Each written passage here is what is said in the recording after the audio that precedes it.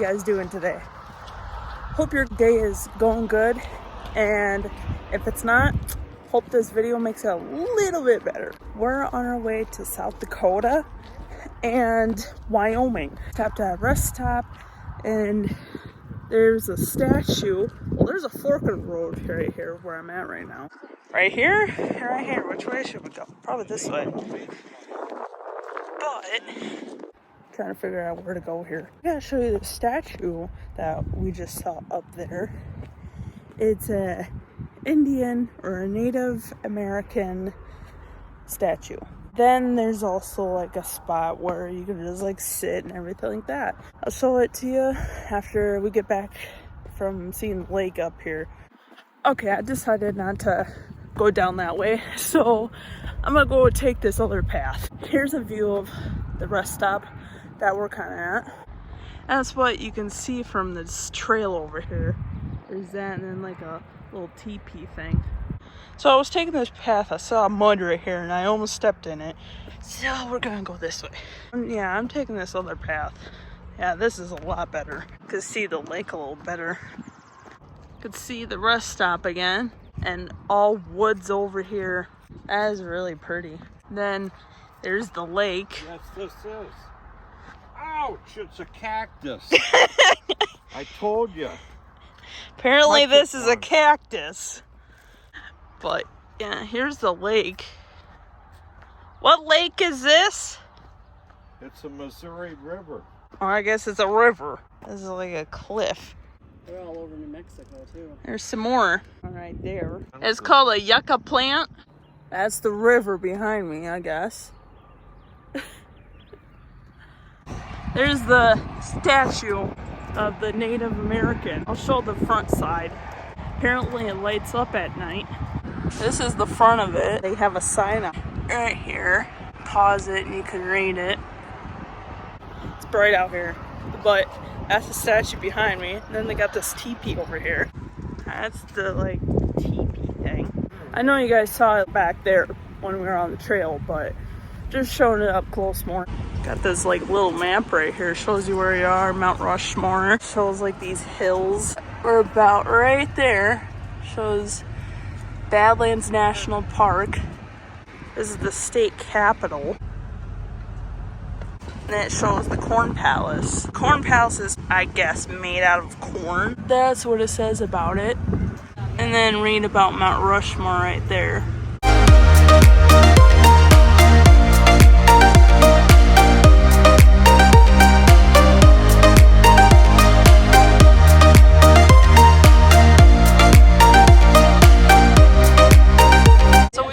Sinclair to get some gas. Of course, a dinosaur here, and then they have a telephone booth right next to the dinosaur. You don't see these very often. It's a green one. Let's see if it works. No, it don't work, but you can use it. At this prairie dog farm thing, and there's one right there drinking water. He's so cute. Hey, baby. Probably not a baby, but he's just drinking water. There's one right there too. It's laying there. It's all over. They're running. They're squeaking. They're so cute. Windy out here. I don't know if you can hear me very well. It's like all over the place. Got holes all over the place. These ones are littler. They're like little squirrels. Ones over here were just playing, like play fighting. Now they're not doing nothing, they're just eating. These two are playing now. Oh, guess they're done. Oh, no, guess not. It just looks like a statue. Just standing there. I wonder why they do that. We're at the Badlands.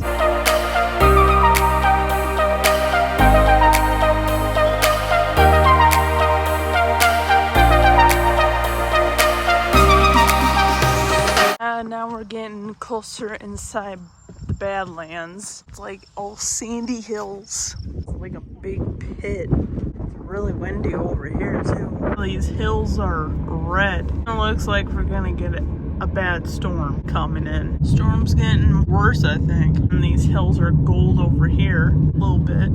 You can kind of see them. Gold and red, and then it's just like 3 different colors. That is cool, especially with the sky liking that. Or even if it's sunny, it would look cool. Look better with the sun though. Storm's looking dark. We're guessing these are tornado clouds because it looks pretty dark. We're trying to get out of the Badlands because they said that it was like 35 miles. This is what it's looking now. Still pretty dark. We're like right under it. It's raining now. When we were in the borderlands, there were people that were taking pictures and videos of the storm. They were probably storm chasers, we were guessing. There's a bridge right now because it started downpouring and hailing. So now we're just under here waiting for the storm to pass. It won't focus, but there's just a whole bunch of cars just under this bridge right here. And there's two bridges, and they're like even over on the other side of the bridge too. Over at the gas station, everybody's under this canopy here too. Just a whole bunch of cars. Red rock in the grass. That looks kind of cool. Or it's just all over. It's all hilly over here. And we're in Wyoming now. Getting closer to Devil's Tower. We're this far from it now. We're in this little gift shop and we're like right by the Devil's Tower. We can like see it right out the window. A picture of Devil's Tower with a lightning bolt striking it right there. Picture of it with snow on the ground. A picture with, I think it's the sunrise. In the back, and this is the view of Devil's Tower right in the back of this place. This is the place, and then upstairs looks like a log cabin. And this is the view of the tower from where I'm at. We will be heading up there soon, so you can see a better view of it when we get up there. Now we're closer because we went up the hill, and that's how far we are to see it now. There's people walking over here. Parking lot. You can park over here just to go up and see it. Another visitor center, and you can see it over here more. Into another shop, and then I got some passport stuff in this bag for all the national parks. So it's not just like regular passport. It's a national park passport. You could pay to get in, then get your stickers for your passport. This is a closer look of the tower. We're on this path. We're just going up it. And then they have these things in these trees. I think they're from like the Indians. Path we're taking. A lot of rocks all over. The path leads all the way over here. It's not cement, it's just pavement now. I don't know if you can hear that, but listen to the wind. You can hear it through the trees. Listen really close. Now it kind of stopped. But you just listen really close and you can hear it. This is how the tower became. A view of it. A view of the trees and everything out here. So we got this view, then we got that view. Apparently there's a ladder. It's like right there. I don't know if you guys can see, but it's supposed to be like, ooh, my finger's like in the way. It's like right there where my finger is. It's kind of blurry, but it's supposed to be right there. I didn't know that there was supposed to be a ladder up there. Showed it. I was like, okay then. So they must have climbed it a long time ago. In the 1800s. This is the closest we've been to it on this path. It's so green. There's been a forest fire in here because a lot of the trees are burned down and black. Closer look at it again. There's a hole over here. I don't know if it's like a cave or what. We're at Mount Rushmore now. That flags a whole bunch of people over there. We're not that close to it yet, but we're getting there. They have all the flags over here, like in the middle of it, and then Mount Rushmore. All these flags are the state flags. They say the state's right there, and then you know which one it is. Ours is right there. Now we're even closer to it. They have this thing down here where Trump was talking. This must have been what they wanted to get done but they just got the heads on the wall. They wanted to put Lincoln on there, like that or something, but that's how they wanted it to be done, but they didn't get it done. I don't know what's up with this right here. Came to be with the final project you see up here today. So the first question we usually get here at Mount Rushmore is how did the park get its name? This is from this gentleman right here. This is Charles E. Rushmore. He was a New York attorney, and he came out to the Black Hills to tour around for a summer, and he had a tour guide. And his tour guide, he asked him, what's the name of that mountain up there? And his tour guide said, we don't have a name, so we're going to name it after you. And so thus, that's how Mount Rushmore got its name. The other name for it is actually called the Six Grandfathers, who were known by the Lakota, Dakota, and Dakota in the surrounding areas. It is considered a very important site for the indigenous communities. So we have the name of Mount Rushmore, and it came from a vision. So we go from a vision to a project to a final product. And this vision actually came from this man right up here. His name's Joan Robinson. He was the state historian at the time in South Dakota. And he was trying to find a way to bring money into the state. And so he figured the best way to do that would be tourism. And what would attract people would be a huge carving into the side of the mountain. So he started looking around for artists. The first name he came across was Laredo Taft. Mr. Taft was a very well-known sculptor in the United States at the time. And he got a hold of him. He said, could you do this carving for me? And Taft said, I can't really do it. I'm elderly. I'm sick out also right now as well. I cannot make that journey out to the west. So he looks around, and he comes across the name of Mr. Benson Borglum, which you guys see in this portrait right here on the left of the fireplace.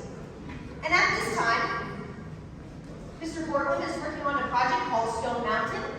This is in the south, in Georgia right now. This is the final project. Of course, this is actually Mr. Borglum's work, but he was the original artist. So Robinson gets a hold of him, and he says, can you come out here and check out an area I think would be great for a carving? Or he goes, sure, why not? So Robinson's idea was actually carving into the Needles Highway. If you guys have been up there, it's about 30-ish minutes from here. These very pointy, granite, spirally peaks. And so Robinson, he goes, well, can you do it? And Gutson says, no, I can't. This is impossible. These are really spindly. They're going to fall apart if I even try to carve into them. Also, they're going to look like toothpicks by the time I'm done, so it's not going to look aesthetic. So I'm going to go back. I already have a job. So he goes back to the south, and at this time, his employers, the Daughters of the Confederacy, and him start getting into a lot of spats, to the point where they actually fire him. He gets so mad, he smashes the original model of Stone Mountain and flees the state. And the reason he's fleeing is the Daughters have a warrant for his arrest, because they believe that was their model and he had destroyed their property. So he's running and fleeing from the state, and he thinks to himself, you know what? South Dakota's not a bad place right now. I'm going to go back there, I can find something. So he takes Robinson, and they start going around. They tour the area for about 3 weeks at that time. And he comes across Mount Rushmore, and he goes, perfect, I can actually work with that. There's a few reasons for that. The first is the mountain faces southeast, so the sun will be on it for most of the day. And the second reason is Harney Peak granite. It's very conducive, it's easy to work with. So he's like, perfect, we're going to start with this. So we have this vision now actually about to change. So Robinson's original idea for these figures were they're going to be Western figures. So we're looking at Wild Bill Hickok, Calamity Jane, maybe Lewis and Clark.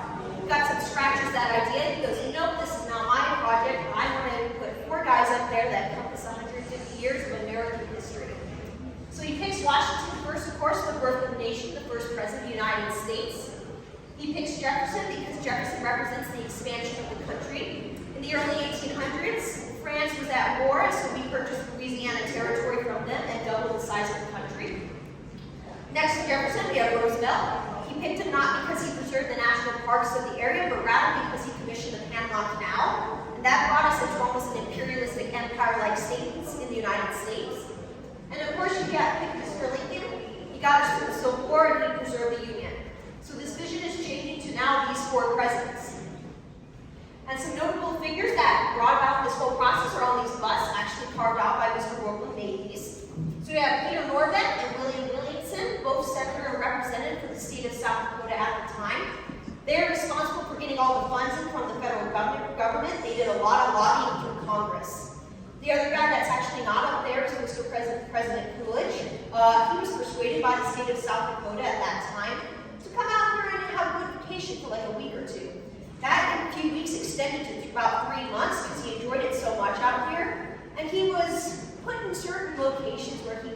having a good time. For example, he had a cabin up here. They knew when he would go fishing, and they released all the fish at that time. So the man would come back happy with bushels of fishes, you know, so he enjoyed his time out here. Gutson got a hold of him, told him about his vision and the carving, and Coolidge loved it. Went back to Congress and actually allowed the Mount Rushmore bill to pass through Congress. Last man up there is John Bolin. He was the main accountant for the whole project. Him and Gutson were known to clash a lot because you got two different brains. You got a left side brain, Mr. Bolin, with all these funds. Of course, you have Gutson, who's an artist. He wants to spend all this money that's coming in. You have Bolin going, hold on, this is congressional funds. You put them to the wrong place, we're going to get in trouble. You can't do that. So you have all these men that are responsible for the carving. Now, the process of carving actually begins with the point system and dynamite. So this is the original model that they used. It's the 9th edition, because it changed over time. And so what would happen is they would take thousands of points from this model. They would double check them on these white busts, which Lincoln's is right here. These busts would have been hauled up to the mountain to double check those points, and those points would be converted onto the mountain. So an inch on this model is a foot upon Mount Rushmore. An example of the point system is you see this over Mr. Lincoln's head. That's a pendulum. This is just a smaller example of that. Essentially, you're finding a 3D space. So you have your 3 cardinal directions. You have up, down, front, back, left, right. So the first points that you take, of course, are the nose. That's projecting out the most, and you work your way back into the face. So for example, here, up to my nose. There's my nose in the 3D space. So you double check that point, you put it on the mountain, mark that off in red paint. These guys will go up with jackhammers and drill just a little bit to the mountain. And the next part you use is dynamite. And I have 2 examples here. And so 90% of the mountain was carved by dynamite.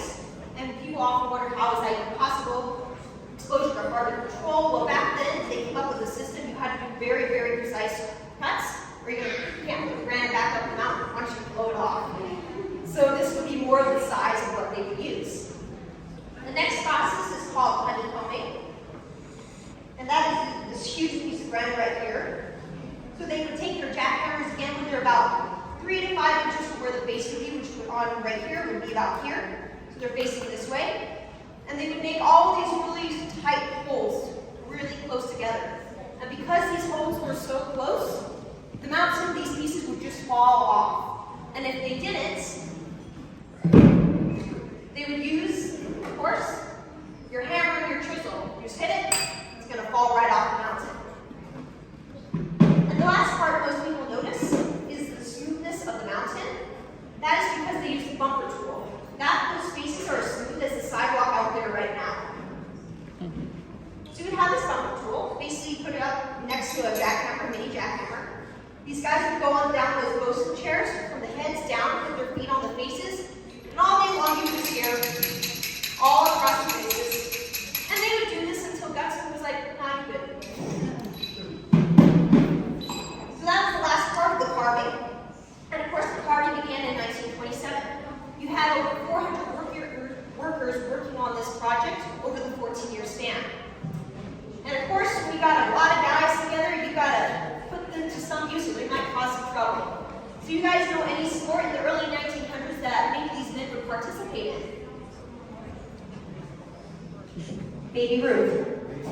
There we go. Baseball. So these guys actually made a few teams, and they competed competitively all around the state, actually won quite a few tournaments. A lot of these guys were also local workers. Gutson actually only hired a handful of professionals to work on this project. They are also known to have a very good working relation with Mr. Borglum. A good example of this is one day these men were up on the mountain and they weren't working, and they were eating coffee and donuts, and they saw Borglum hiking up the mountain. You can see this man, there's by his walk. So he's coming up, they're like, oh, we gotta look like we're doing something, so they're throwing everything everywhere, too late. Here comes Borglum, he goes, what are you doing? And they go, well, sir, we're having a cup of Joe and some donuts. And he laughed, apparently, instead of lecturing them. He said, boys, go get some more coffee and donuts. So that is just one example of how the workers respected Gutson Borglum. They had an excellent working relationship.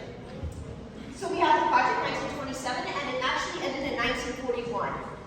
Federally funded. Do you guys know any specific event going on in the 40s globally that would cause these funds to run out? World War. Sure, World War II was happening. Congress is like, we can't fund an artistic project, we're at war. The other reason is Betsy Borton also died in March of 1941, so you have the original artist who's dead, we're at war. So Congress goes to his son, Lincoln Borglum, who's on the left side of the fireplace, and he's been working with his dad this whole time. They go, Mr. Lincoln, could you finish the project for us until these funds run out? He goes, sure, I can do that. So on October 31st of 1941, the funds run out, and that is the final project that you see up there. And that is considered finalized. And again, notice there's a lot missing bodies. Jefferson's half body. Lincoln only has 3 knuckles.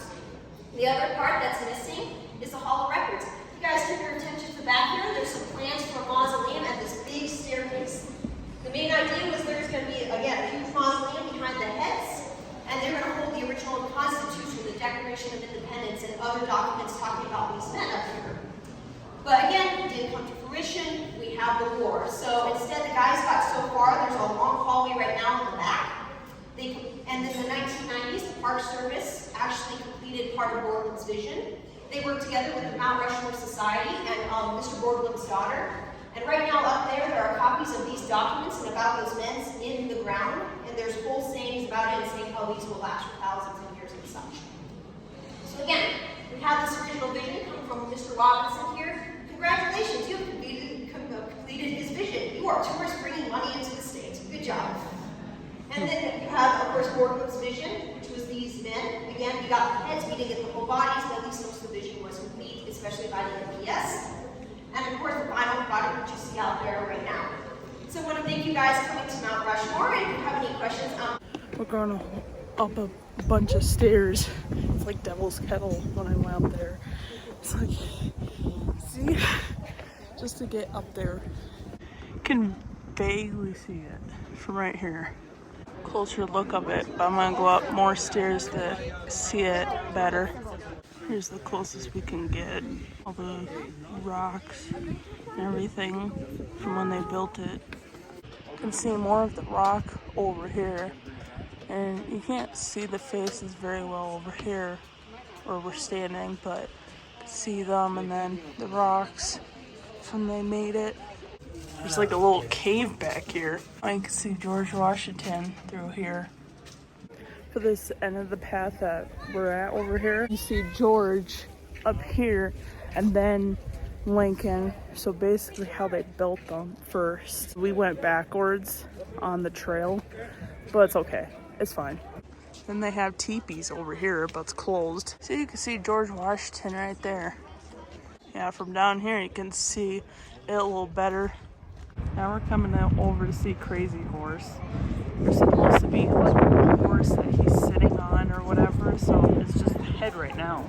This is what they want it to look like, but it's like that right now. So we're gonna get on a bus and go on a tour to go see Crazy Horse, which is right behind me, right there.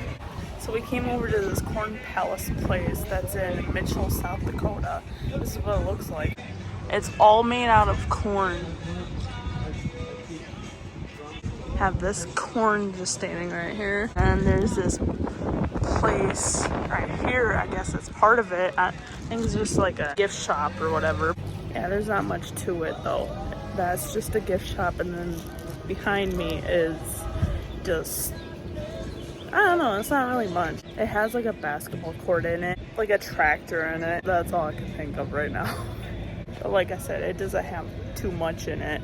They got this stuff like in the back of it or whatever. It's like a little western town, kind of. Not the whole thing is made out of corn, but like it pretty much is made out of corn, which is like probably half of it. And then they have this side of it, which they have like the statue of the corn in the Corn Palace. Kind of reminds me of when I was in Belize. I took a picture right next to the Belize sign. Like I said, there wasn't much inside, but if it was more interesting, I would have vlogged it, but I thought it wasn't really too interesting, so I didn't vlog it. And they have like a little stage over here.